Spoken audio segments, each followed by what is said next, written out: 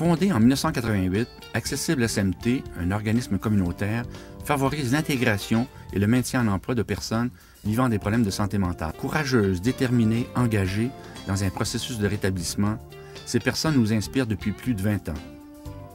À travers des parcours jalonnés par l'espoir, le doute, le risque, la peur, la souffrance, mais aussi par des victoires quotidiennes, nous avons le privilège d'accompagner ces héros.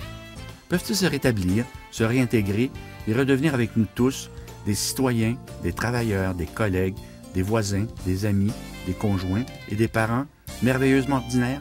Absolument. Pour moi, quelqu'un qui a eu un problème de santé mentale peut retourner travailler. Quelqu'un qui a une problématique en santé mentale peut, selon moi, ne peut pas fonctionner comme tout le monde dans un milieu de travail. Ils sont compétents, dépendamment. Il faut trouver l'emploi qui est en mesure avec leur niveau de capacité. Ils n'ont pas la même capacité que tout le monde. Il faudrait adapter comme un handicapé a besoin de services adaptés pour son travail. C'est la même chose pour une personne qui a des problèmes mentaux. C'est ça que je pense. Donnons la parole à ces héros qui nous inspirent.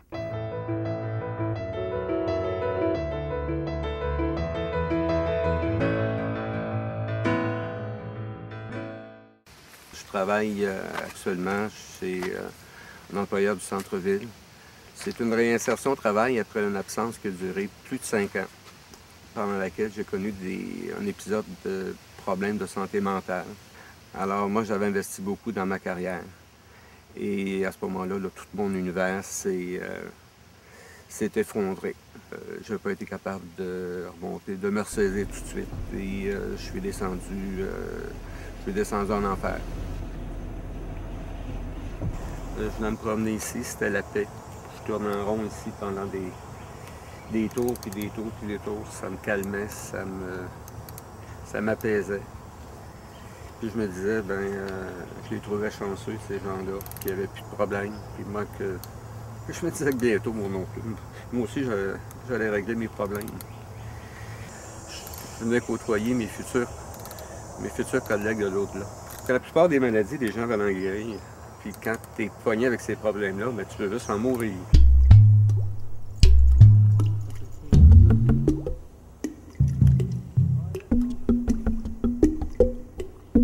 Un matin, ma sœur est arrivée chez moi, un mercredi matin, alors qu'elle devait être au travail.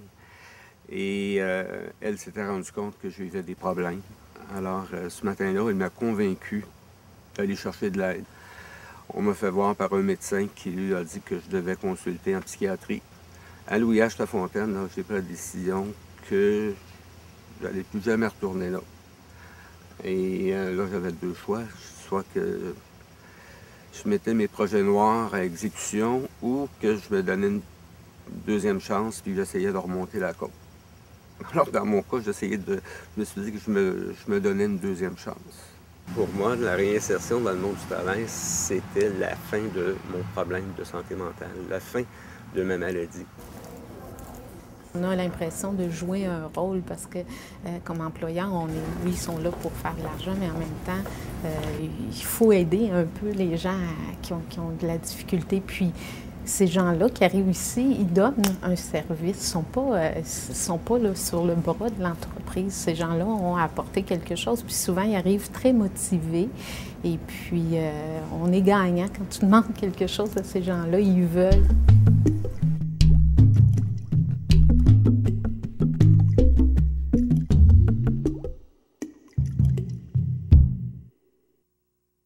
On m'a accueilli comme une personne normale. On ne m'a pas accueilli comme une personne qui avait des problèmes de santé mentale.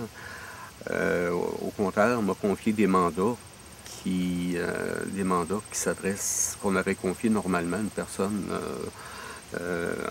professionnelle en ressources humaines. Dans mes rêves les plus fous, je ne pouvais pas m'imaginer un retour au travail aussi heureux. Un retour au travail dans lequel je me sentais bien. Tout de suite, je me suis senti apprécié. Alors, moi, ça a été une UTT que ça a pris beaucoup de temps, qu'il a fallu que je travaille fort. Non, ça a été un grand succès. Oui. Quelqu'un qui a une maladie physique guérie, retourne travailler. Une maladie mentale, on guérit puis on retourne travailler. Oui. Quand je regarde en arrière et que je vois tout ce que... Disons que pour moi, j'ai existé pendant 30 ans de ma vie, j'ai existé, mais j'ai pas vécu.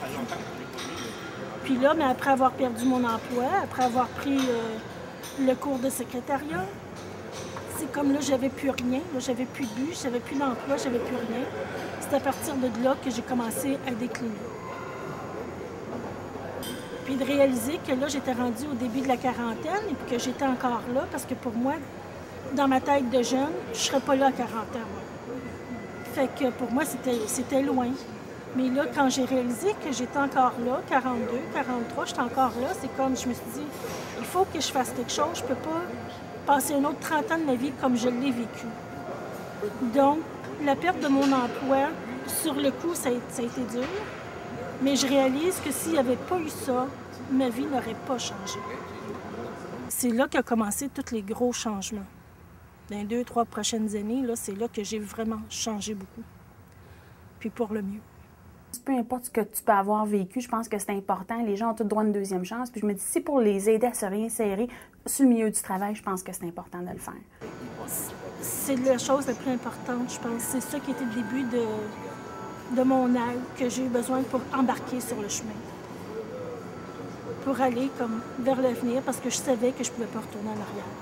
Ça m'a redonné confiance à prendre, dire mon opinion, puis demander s'il y a quelque chose qui n'allait pas plutôt que de rester à l'intérieur de ma tête, là, puis de me dire « Ah, mais je ne suis pas assez bonne, puis je ne serai pas capable, puis je vais passer pour une incompétente si je demande. » Si jamais j'ai un doute, c'est comme je m'arrête tout de suite, puis là, je me parle. Qu'est-ce qui ne va pas, puis qu'est-ce qui peut t'aider, puis de nous faire prendre conscience de ce qu'on peut faire, qu'on a du pouvoir. Pas dire à se sentir impuissant devant tout. Ça m'a beaucoup aidé.